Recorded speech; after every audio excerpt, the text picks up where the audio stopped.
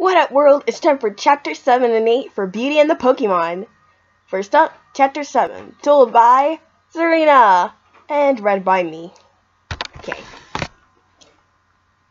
We've been walking for half an hour now. May won't stop complaining, and she keeps saying that I was so dumb to let vermin in our adventure.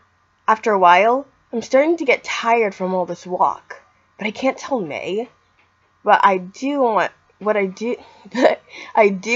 to kick her right in the... do you even know where you're going, X-May? I mean, we've been walking for hours, an hour, and we haven't left the house, and we haven't left the forest. Oops, I didn't think about that. Oh, that's it. I'm turning back. Which way's home? I don't know. What? But how can I live now? I left my nail polish collection at home. You're seriously thinking about makeup now? Can I help it if I want to stay beautiful? All you do is sit around and read your dusty old books. I'll have you know that you what? I see smoke. Smoke? May looks at me puzzled. Sorry, guys. May looks at me puzzled. Smoke is a good sign. It either means that there's a campfire, a fireplace, or a wildfire. I look closer while May tries to realize how important this is. I see a house! We're saved! We are? I ran over to the house and May tried her best to keep up with me. Once I reached the house, I knocked while May tried to catch her breath. Hello? I said. Is anyone home? What am I saying? Of course there's someone home. I hope. Suddenly I can hear the sounds of locks being unlocked. Then a boy with spiky hair and a pendant opened the door. I'm only answering the door because you seem harmless, he said. So I'm only going to ask you this once. Are you going to kill me, rob me, or grade me? None. Oh, okay then. The boy opened the door for us. Come on in. We walked inside and we looked around the house. It was a bit messy with a few chip bags and toy soldiers lying around the floor, but altogether it was very charming. I like it, I said as Fennekin and Torchic started to take a nap on the couch. Oh, I'm Serena, by the way, and that's my sister May. Thank you so much for letting us into our house. We've been walking for a very long time and we're starting to get lost, and it's all her fault, said May. Okay, well, I'm Gary. We shook hands and May looked around the house some more. What's with all these toys? Asked May. I mean, aren't you a little old to be playing with these? Oh, those are mine, said Gary. They're Gary? A little boy interrupted. Who are these girls? Oh, this is Serena and May. Serena and May, this is Randall, my cousin. I bent down to meet Randall's eyes. Hi, Randall. It's nice to meet you. Randall pulled on his hat to cover his face. Hi. Sorry, said Gary. Come on, Randall. You go upstairs. I'll bring your soldiers up in a minute, okay? Okay. Randall went upstairs to what I think was his bedroom. Is he sick? I asked. Yeah, the village is going through a serious epidemic. Everyone's getting sick, so all the hospitals and doctors are booked for a year. My aunt and uncle, Randall's parents, aren't with us anymore, so he stays with us. He's like a little brother to me. Anyway, my parents are doctors and they're busy with the epidemic, so I have to take care of Randall. So Randall's a victim of the epidemic? Academic? X-May. It's epidemic, Gary corrected. And no, he isn't. What? What's wrong with him? Gary looked away from us. Randall has lung cancer. Chapter 8. Told by Ash.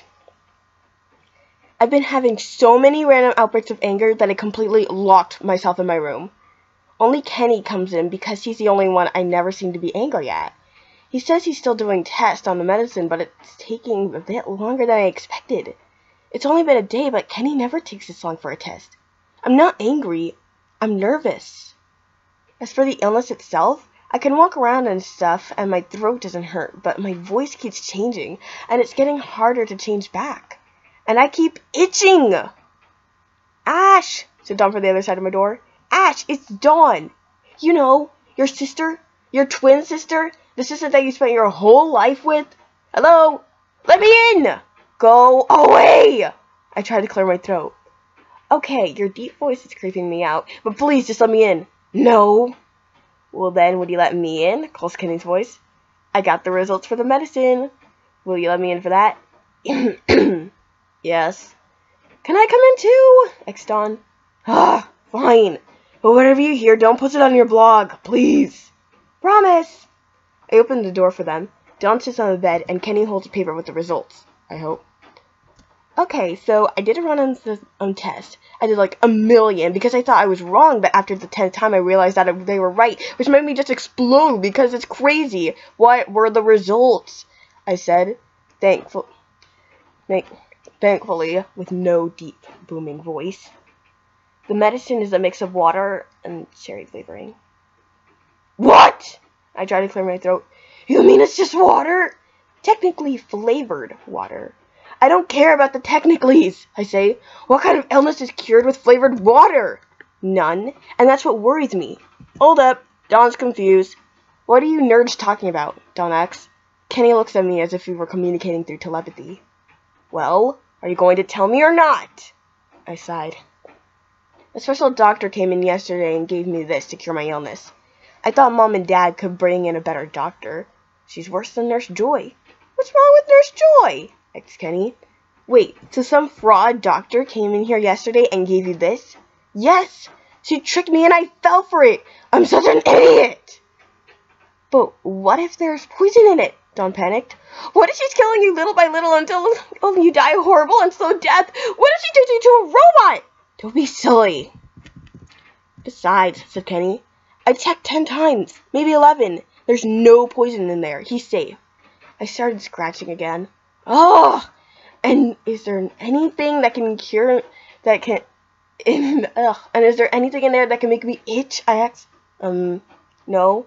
Well, this itching is really starting to, ouch! I looked at my arm. A deep cut was bleeding at a rapid speed. I looked at my hand. Instead of fingernails, I had dirty, long claws. Suspense! Cliffhangers! And a bunch of other stuff. I hope you're all at the edge of your seats. See ya!